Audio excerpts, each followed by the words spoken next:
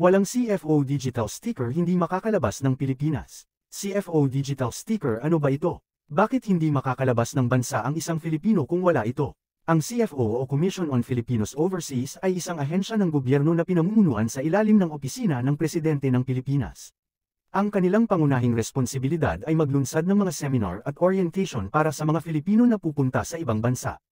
Ito ay upang matiyak na handa at may sapat na kaalaman ng mga migrante bago sila lumisan ng bansa.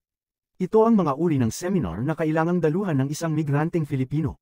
GCP, Guidance and Counseling Program, ang programang ito ay para sa may asawa, kasintahan na dayuhan, mga dating Pilipino o mga Pilipinong may dalawang nasyonalidad na may layuning manirahan sa ibang bansa.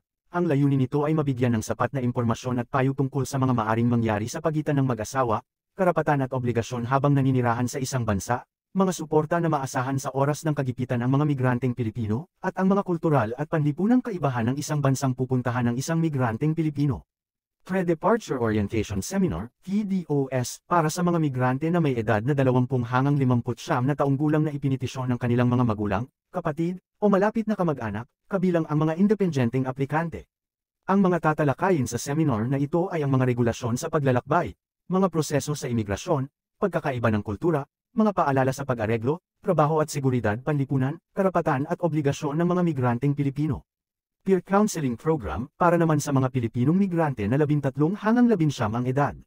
J1, EVPP2, ito naman ay para sa mga migranteng Pilipino patungo sa Amerika na may Exchange Visit Program. Au Pair CFS, programa para sa mga migranteng Pilipino patungo sa Europa na may kontrata. Kailangan ng mga aplikante ay magrehistro online sa website ng CFO at kumuha ng schedule para makadalaw ng personal sa kanilang seminar. Ito ang mga listahan ng opisina ng CFO. Manila, Cebu, Davao. Bago dumalo sa seminar kailangan na ihanda ang mga dokumentong kailangan dalhin at ito ang mga sumusunod. 1. Kumpirmadong schedule ng seminar. 2. Orihinal na balidong pasaporto. 3. Dalawang balidong ID. 4. Orihinal ng balidong visa. 5. Kumpirmasyon ng permanenteng tirahan, para lamang sa mga patungong Canada. Mga dagdag na dokumento para sa GCP, Guidance and Counseling Program.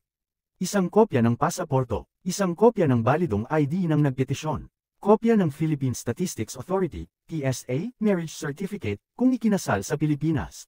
Report ng kasal mula sa Philippine Statistics Authority, PSA, kung ikinasal sa ibang bansa. Sertipiko ng diborsyo o annulment ng isang asawang Pilipino o asawang dayuhan, kung dating kasal. Pruweba ng permanenteng tirahan o Alien Registration Card Art ng asawang dayuhan. Pruweba ng relasyon tulad ng mga larawan o emails. Sertipikasyon ng pagkamatay ng asawang Pilipino o asawang dayuhan, kung ito pumanaw na. Sertipikasyon ng relasyon ng pamilya. Pruweba ng katayuang sibil o Certificate of No Marriage, CE No Mar. Balidong sertipikasyon ng walang kriminal na records. At para sa Pre-Departure Orientation Seminar, PDOS, ang karagdagang dokumento na kailangan ihanda ay ang kontrata mula sa bansang pupuntahan. Ang Komisyon ng mga Filipino sa Ibayong Dagat ay nagpapaalala sa bawat kliyente na magpaparehistro sa kanilang website para makakuha ng online appointment ay walang bayad.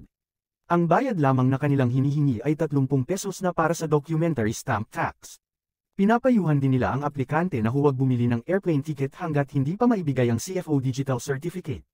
Ang komisyon ay hindi mananagot kung ang isang aplikante ay nagkaroon ng problema sa paglalakbay dahil lamang sa hindi pagdalo o hindi pagkumpleto sa CFO Pre-Departure Program. Ang digital certificate ay kailangang ipakita sa Bureau of Immigration kapag paalis na ng bansa. Ang susunod nating pag-uusapan ay ang travel tax. Ito ay buwis na babayaran bago umalis ng bansa ang isang Pilipino. Sino-sino ang mga maaaring hindi magbayad ng buwis? Pagmahalagang paalala. Para sa mga kumpletong dokumento o pinakabagong impormasyon bisitahin ang website ng CFO.